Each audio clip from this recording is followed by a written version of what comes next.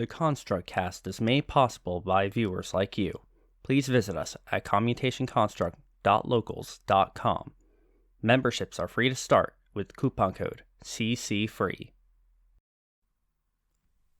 Hello and welcome back to the Construct Cast. My name is James Darian, and let's just hop on into it. So, in today's episode of the Construct Cast, we are going to be doing a bit of reflections. We will be reflecting a bit on the election, as well as our time going through the Rise and Fall of Empire series. So, first things first, I think might as well just hop into the election. It's the elephant in the room, the giant elephant in the room that everyone can't stop looking at and talking about. So I'm not going to just ignore it for you guys. Yeah, that was a crazy time. I hope you guys managed to catch some of the Return to Reason live stream, because I was on there for a good 12 hours that night. So if you go to Return to Reason's YouTube channel, be sure to check it out and get all of our live reactions to that. That was a crazy night, and it does make sense a bit, going back to look at it, how the states that didn't have laws that allowed for preemptive counting of the mailed-in ballots to have all of these sort of delayed responses throughout them. It sucks. It wasn't something that people were really thinking of at the time, but that is an issue. That is something that does make sense, how during the day Trump really builds up his lead, and then towards the end of the day, maybe if they're going back to the mail-in ballots, they could fall off a bit. But still, there definitely was a bit of sketchiness with what was going on there. I believe there is sort of this issue of ballots being stopped being counted. That seems to be a really big factor with potential corruption, because if you leave the ballots unprotected during that time, there is a chance that anyone could go in and change them, or if they send the watchers home, someone who works there who has the key could go back in and maybe get rid of some ballots or count ballots or do anything. So there's room for fraud, essentially, when things start to get stretched out. So that's a bit of an issue. Additionally, there's the issue of unrequested absentee ballots, the mail-in ballots that were just sent to people without being requested. There was a lot of that stuff with signature verification, where their signature on the ballot only had to match the application for the ballot and not the voter registration. And I know some people will change their signatures over time. I change mine all the time. But that basically means anyone who steals someone else's identity can apply for a ballot, sign it, and then when they get the ballot and send it back in, well, they signed the original application. So it does build more room for voter fraud. And we actually use a lot of these techniques to search for voter fraud in third world nations and other countries that we have a vested interest in. The U.S. does look into analyzing and kind of, I wouldn't say we necessarily audit, maybe sometimes we do, but for the most part, we're just kind of observing and seeing how they're doing their elections and seeing if they're legit from our own standpoint. And these are the types of things we look at. So considering that this was definitely the least secure election in U.S. history, and there's a lot of propaganda going on about it being the most secure one. No, it by default was the least secure one. We have more people voting than ever, automatically makes it less secure. We have more mail-in balloting than ever, automatically makes it less secure. The security from our ballot system comes from filling it out and being able to watch a person fill it out, watch it being counted, and that is our security. So when you can't do that, that's when there's an issue. And I do think there should be an audit. I don't think it's going to change the results. I don't think it's going to be big enough to make Trump suddenly win. But I definitely think there's going to be an audit. And it does seem like Trump's going for the long card of basically just getting the states to be disqualified, to not be able to count their ballots, to the point where neither candidate can get the 279 crossover point. That way Trump can win through congressional votes or state votes, where they had the states each get one vote. Republicans are holding more states, therefore he wins. That might be the approach that Trump is going with this legally, and it does make sense. There's a lot of legal questions to ask here. Can ballots be accepted after the 3rd? Now, there is the fact that contracts are technically signed the day they're mailed, or technically considered the day they're mailed, not the day they're received. That is true. However, there is the aspect of, and the reason for that is also because the mail system can get delayed. So if you sign a contract, for example, and then you mail it to a place to be activated as good, there is that issue of will it count? Now, on the flip side, there was a legal I think this was a case that came up regarding Amy Coney Barrett, where there was a person who was, I'm trying to remember this correctly, they want to, it was something to do with Medicare and Medicaid, them filing to get like $300 back from a hospital. They filed it through the wrong department, went through all the legal process, didn't file, and they were told, ACB told her, hey, you need to file to this other place. You didn't file properly. They had 2 years by the end of it to file, and at the point where ACB basically sent her back on her way, she was like, it was still a year and a half out. The person waited until the day that the request to the original to the proper place was due. She waited until the day it was due to fill it out, and then mailed it that day. Well, guess what? You mailed it that day. They didn't get it that day. They got it maybe a week later. Denied it because it was too late, and then they went to court to ask for an extension, and they said no. They said no to the extension. So if you're going off of that type of legal precedent, rather than the business contract type of precedent, where business contracts go into effect the day they're signed, and legal filings tend to go into effect the day they're received. So, because I was talking about this with someone on the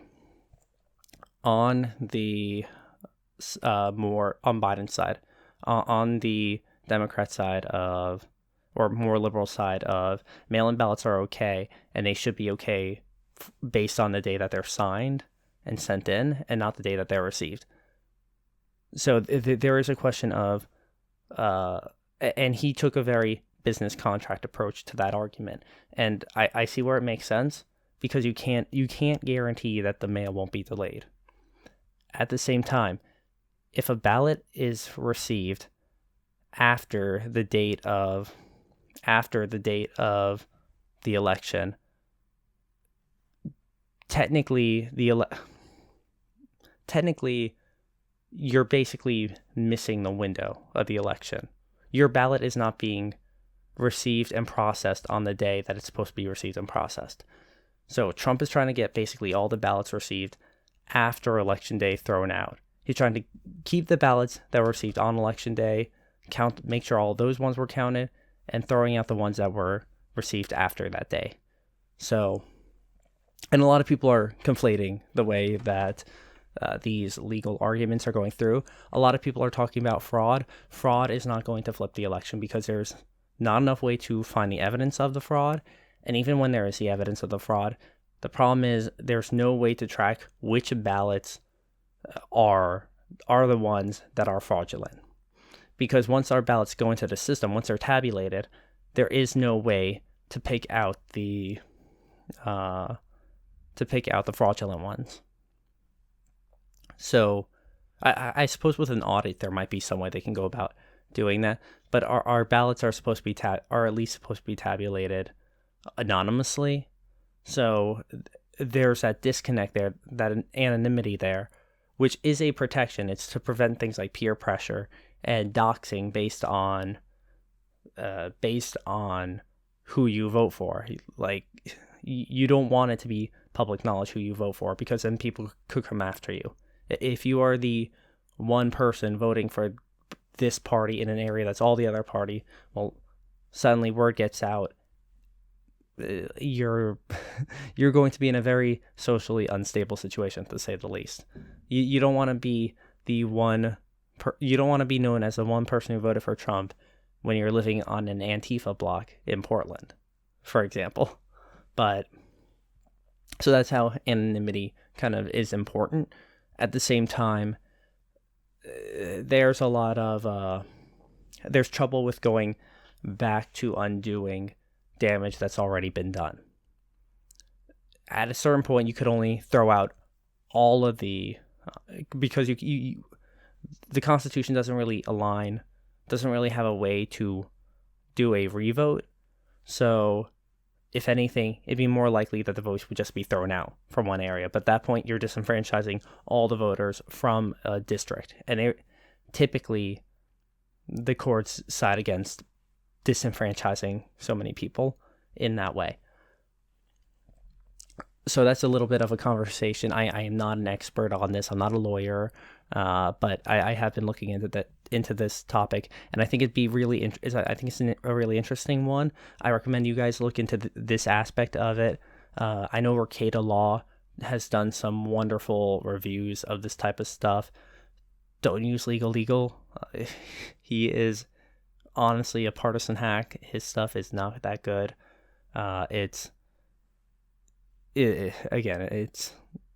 He's really just trying to sell his legal course.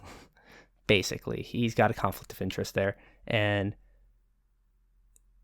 a lot of times he poisons the well by saying things, by commenting that he's not going to comment on specific things. He basically, that's a way of saying these things are worth criticizing.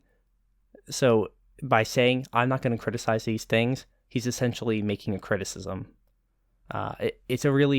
It's kind of convoluted logic, but it's the way that people regard things. Because once you point out something as being worthy of criticism, saying you're not going to criticize it doesn't mean anything, because you've already pointed out that you think this thing is worthy of criticism, like ACB's religion, for example. So if someone says, I'm not going to criticize Amy Coney Barrett for being a devout Catholic, well, you've basically just put in everyone's mind that her being a devout Catholic is something to be criticized. And so that's the type of thing that Legal does. So don't go to him.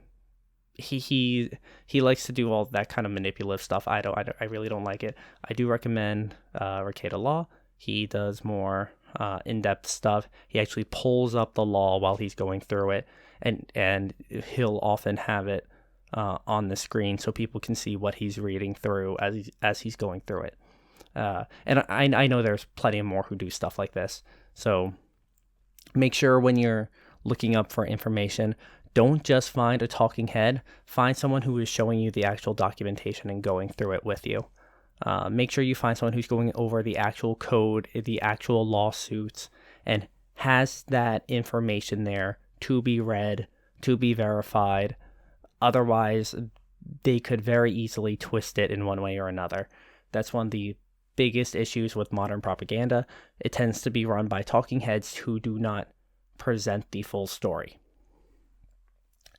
Anyhow, regarding the election, I don't think it's going to flip. I think the court cases will very much have an effect on the future of our elections. I know there's a big push for all of our elections in the future to be going mail-in after this. So if Trump manages to get some of his wins in the courts, he might be able to make it so that one, mail-in ballots have to be delivered by the 3rd, otherwise they will not be counted. He may make a legal precedent where all ballots have to be counted with watchers, as well as a lot of states like to have a precedent where they have the same amount of watchers from the Republican and Democrat Party. However, there is not a constitutional basis for that. There's not a constitutional basis for it to be 50-50 between parties, because our Constitution is not written with parties in mind. Our Constitution has the ability to accept parties, but it is not written with them in mind. And this completely, if you're going based on parties, then you would basically need to have as many, if you want to have the equal members as there are from each party that's running in the race, that basically means you have to have as many as the lowest party. And this is giving a very unfair edge to the establishment parties, and because it's not being considerate of the Libertarian Party or the Green Party or any of these other third party options, even independents. There aren't going to be, if there's 150 Republicans and 150 Democrats, you're probably not going to manage to get 150 Libertarians, Greens, and Independents all also watching all in the same room. That, especially in a time of pandemic, that's definitely not going to happen. So we have to realize that there are some, I'm not sure if there are laws or just precedents that are being used, but or maybe they're just the way they've been doing things. The right word for it's slipping me, but let's just go with precedent for now. That the way these voting offices have been doing this, but it doesn't. There could be legal challenges that are basically like, hey, if 5,000 Republicans want to come in and watch, like, okay, maybe you can have a limit on the total number of people in there, but you're not going to be able to say all Republicans leave at this point, because there was that event where they basically kicked out all the Republicans because, well, they had 100 Democrats and they had like 500 Republicans, so they need to kick out like 400 of the Republicans because they were doing a 50-50 thing. And that might not be legal. And it very probably will be deemed as not legal through all these court cases. It's one thing that they can challenge. There's many, many things that they can challenge. A lot are being thrown out, a lot aren't. But most of these cases are probably going to go to the Supreme Court. They're probably not going to flip the election, but they will set the precedent for the future. And they will help ensure that the establishment parties cannot keep out upsets, cannot keep out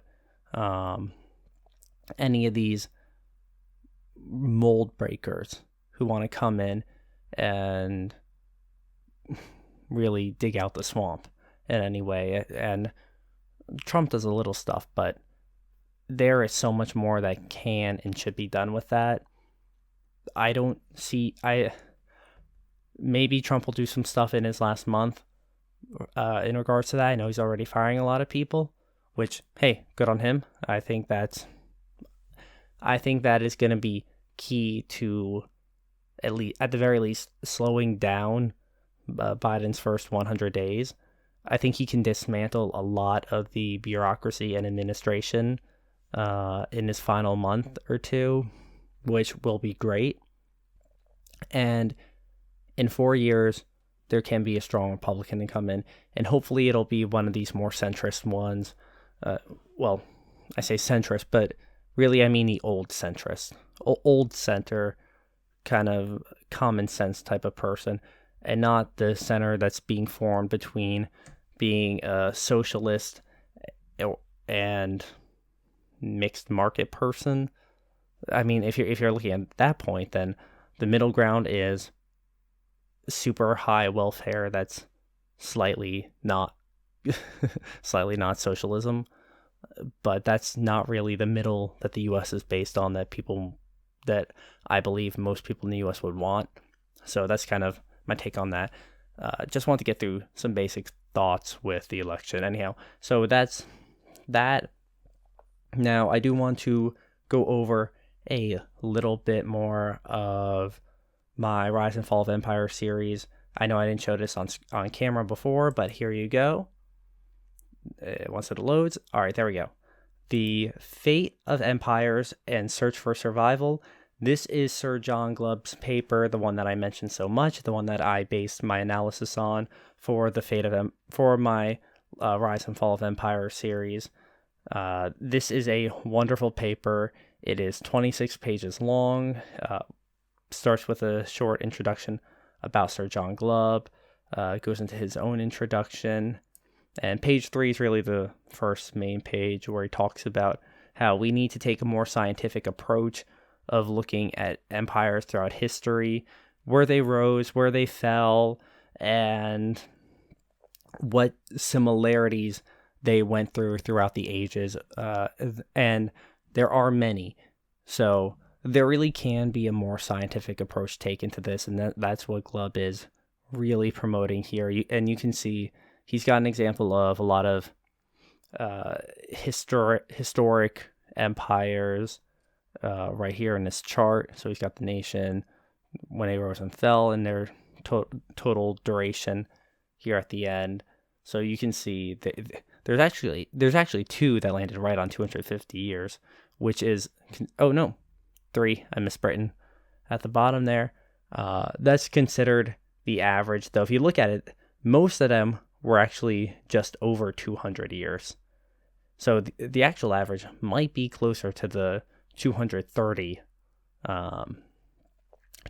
year mark, but it seems to be, but as he puts it, it's about 10 generations long. It looks like it's between the 9th and 10th where things start to really come apart for nations. And again, this is a really in-depth paper. It goes through basically, it's a very surmised version of basically a lifetime of research and a lifetime of interest in all of these historical empires. The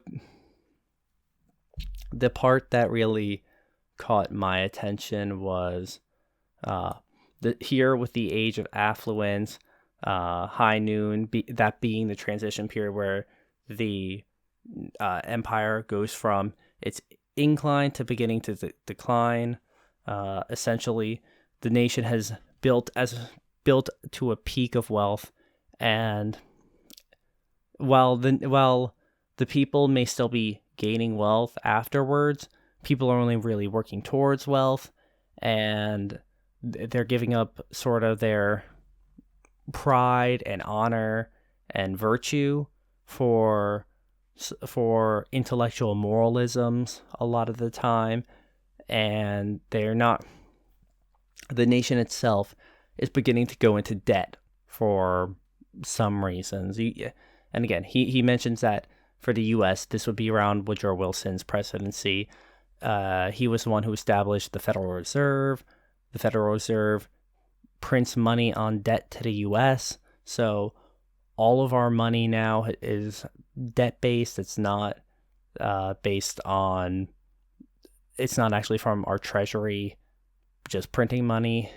For every dollar we take out now, we owe maybe $1.04. So the ironic thing of the debt, the U.S. debt, is it can never be paid off. Not really. Anyhow, so there is this consideration of how nations begin to build up debt. They start to have welfare to kind of help the people at the bottom and help the average citizen, so on and so forth. Because there's a point where they want everyone to be affluent. So that's kind of one of the aspects that caught my attention. If we come down a little farther, we've got the Age of Intellect again, and I mean, hey, I would say I probably fall into an Age of Intellect type of personality myself. What am I doing here? Just talking about philosophy. I'm not working like backbreaking manual labor to accomplish things. I'm not fighting for honor. I'm pursuing intellectual, more higher up on the hierarchy of needs type of self-fulfillment, as opposed to needs to like survive and stuff. I'm considering looking at how Maslow's hierarchy of needs applies to the Age of Empires and their life cycles. That's going to be one of our future topics that we go through. Though I've just begun looking into that, kind of making loose correlations. But I one thing I will say is it seems that the Age of Empires, where we're at the affluent / intellectual age, that would be closer to when whole societies are able to approach the top of Maslow's hierarchy of needs, where societies in general are going to be trying to get. They're not looking for safety anymore. They're not looking for love and friends. They don't really have too many social needs because everyone's able to kind of get by and discuss and like interact. There's not too many social problems anymore. The social problems that start to form are more created from within rather than being limiting factors around you. You don't have to worry about, there's a sense of security where you don't have to worry about a certain level of disease taking out your close relatives, family, and friends, because there's a level of hygiene that's been developed. There's a sense of national security. You're not really going to war too much at this point. So you're not really worried about being threatened from foreign influences and the such. So there's that stability there. Additionally, I'm trying to remember the next hierarchy up, the fourth one, but slipping my mind right now. But I know so there's basic physiological needs, safety, social needs. One more, and then there's one more above between social needs and basically self-fulfillment, enlightenment type of needs. So I know I fall into that top category. I don't really worry too much about other things very much. I'm not worried about my own safety too much. I'm not worried about my own wealth or any of these other aspects. I mean, everyone has troubles with that, including me, but for the most part, the thing I pursue is the top of the hierarchy, and I think that's something that comes up within the intellectual era of Empire, so that's going to be something I'm going to work through later, come back to you guys with, maybe in a couple of weeks, because again, that's going to be a return to the Rise and Fall of Empire series, and I do want to take a bit of a break from that, step away from it. So just giving you guys a bit of a sneak peek of that. Here we do have a bit on how there's the influx of foreigners, people from outside the country, outside the founding group, come in and start to kind of affect the social construct of the nation as it is of the empire. This is, again, it's something I brought up a lot, that just the social cohesion falling apart. That's a big issue when it comes to the fall of empires. Frivolity.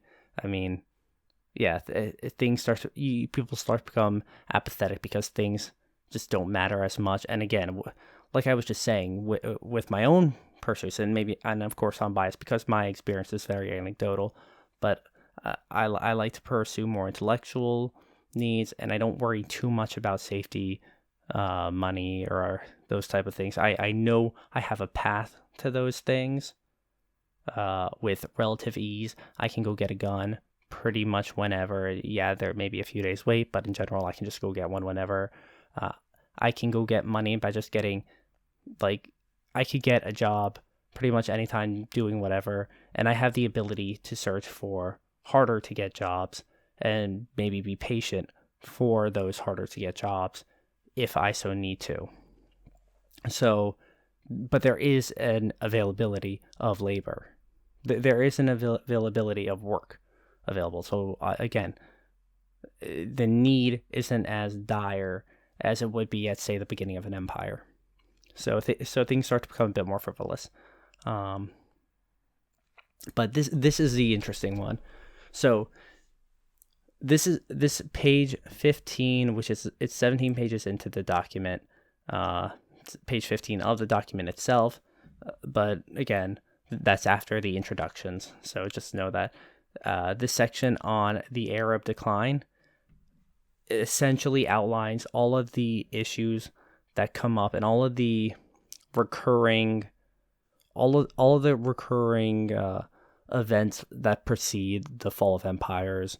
How it references how back in Rome before its fall, they used to say Rome rules the world, but women rule Rome, or something along those lines.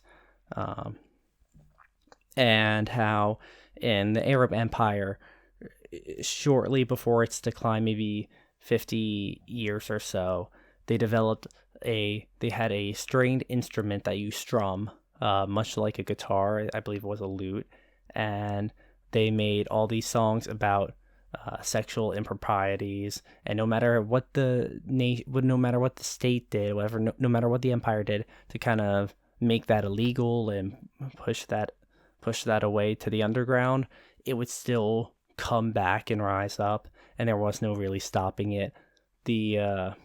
I suppose you could say the counterculture was a lot. And then there's also the issues of political divisions growing farther and farther, wider and wider apart as society progresses, to the point where anytime it gets to the point where whenever there's an outside threat, the political factions internally turn towards each other with it. So it ends up becoming butting heads instead of looking at the enemy outside and protecting themselves from it. Because I think that may be because people just feel safe and secure within their empire at this point. At this point, they almost forget what kind of risk is needed to maintain the empire. And a lot of the people, because of the influx of foreigners, which it's not just people who weren't part of the founding people, or it's not just people who weren't in the land. Foreigners includes people who are conquered when you're discussing empires. A foreigner is anyone who is not part of the original conquering people. It's people who weren't part of the original conquering tribe, essentially. So in the U.S., that would basically, using the U.S. as an example, any immigrants from basically any other country after the period of, or even during the period of Manifest Destiny, after the Revolution, essentially.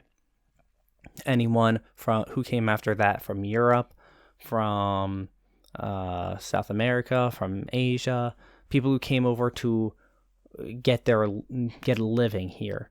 It's more of an economic boon for them rather than something that they necessarily have the emotional attachment to as a founding father, essentially.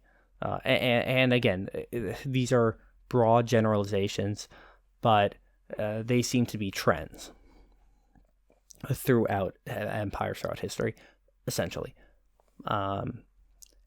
And it would include people like the Native Americans too, because while they were conquered people, they weren't part of the original class that fought for the revolution. They were people who were being conquered and pushed away and pushed out. This would include slaves. Yes, they were brought in over this time. Yes, they may have even fought in the revolution, but they weren't considered citizens. They weren't considered part of the class. They weren't considered people of the same religion, morals, and etc. They were separate from that. So that is kind of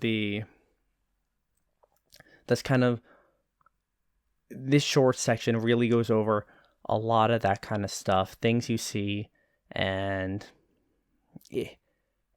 it's probably the most scary section of this paper because there's a lot that just feels like modern day. At the same time, the fact that it's felt like modern day for so long kind of makes it feel like, okay, maybe we seem to get to these points earlier. We got to having these pop or rock musicians already 70 years ago in the US, and we're still doing okay. Well, arguably okay. But it does something that there is an opportunity to survive through this. There is an opportunity for it. Now, is there an opportunity to do it while maintaining full liberty? That's a different question. And that will be future things that I will analyze and that I will work with discussing with other creators on Locals and possibly other platforms as well. So I highly recommend taking the time going through this document. You can search it on Google. If you just search John Glubb's name, it will be John Glubb or Sir John Glubb. This will be one of the first results. All you have to do is search The Fate of Empires or Sir John Glubb or both, and it will be there. So I hope you guys do take the time to look at this. And that's basically what I have to say about that. I really look forward to going more in depth with my empire research. I do want to go back and do a bit more about American civics and founding values, as well as talking a bit more about progressive traditionalism, because for me, I see progressive traditionalism as the answer to the rise and fall of empires, to the search for survival, as I see essentially progressive traditionalism is the political class that will constantly pursue the ideals of the founding values of a nation, because nations do not immediately live up to their founding values in general. Maybe to some extent they do, but to a large extent they're not going to, because there's going to be hypocrisies. There's going to be things that just don't align with it. And for example, not all people were treated equally in the U.S., despite us having the system in our declaration, all men are created equal. All humans are created equal. So, considering that all humans are created equal, and we didn't have that at first, we can see that there is a traditional sense there that was not lived up to, and that is what you can progress towards. That's just one example, but I believe that this is kind of the foundation for how to pursue the longevity of a nation, because it will help maintain the virtues of a nation to have this type of a political movement. And you can have other alternative movements, but I think this one is the essential one to maintaining the core of the nation. In terms of the U.S., I think that I personally feel that this type of conservative, or not really conservative due to how I define it, but this type of traditionalist really kind of disappeared once Teddy Roosevelt broke off the Progressive Party from the GOP back 110 years ago, when he created the Bull Moose Party, and then eventually they got adapted into the Liberal Party of the Democrats, and ever since then, the Democrats have been seen as a progressive party, even though originally the GOP was a progressive party, but it was a traditional progressive party. Now we've only got the liberal one, which, again, I don't think liberal is a good term for non-traditional, because the U.S. is traditionally founded on liberty and liberalism. So there's an odd sense of terminology here. That's why I just call it traditional and non-traditional. But these are, again, more things we'll workshop. We can really kind of get into the conversation about this as we go along. And yeah, anyhow, I'm going to keep this one from going too crazy long. I typically like these to be a half hour. It's already been 40 minutes. So it's been great talking to you all. I hope you've enjoyed this. If you liked it, be sure to hit that like button. If you dislike it, there's always that thumbs down available. And please subscribe wherever you're viewing. YouTube, not Facebook, but YouTube, BitChute, Minds, locals.com. Be sure to give me a follow at all of my social medias. You can find them on my channel page. You can find them in the description below. And I will happily see you there. My main website that I use is commutationconstruct.locals.com. We have a subscription there if you want to support us. If you just want to join a conversation, you can join us for free with coupon code CCFree. That is a mouthful, and my throat's getting really dry, so I will talk to you guys later. This has been James Sterry with the Construct Cast, and see ya.